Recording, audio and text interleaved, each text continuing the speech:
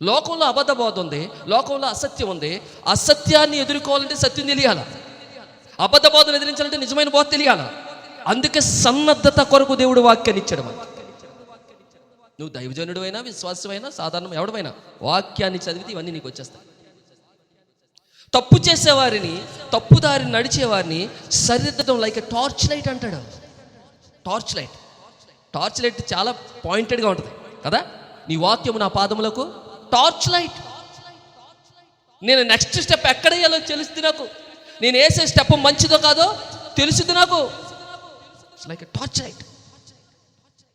ఇంకేమంటాడు, అన్యాయముతో నిండిన ఈ లోకంలో న్యాయవంతులుగా ఎలా బ్రతకాలో మెజరింగ్ టూల్.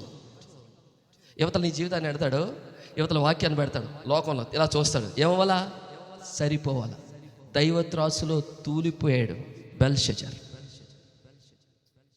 దేవుడు నేను తోచగా ఏమైపోయింది, తక్కువైపోయాను అన్నాడు. లైట్ వెయిట్ అయిపోయావు నువ్వు. దేవుడు కోరుకున్న స్థాయి, సామర్థ్యం, శక్తి కోల్పోయావు, తేలిపోయావు నువ్వు. నేను తీసేస్తున్నాడు దేవుడు.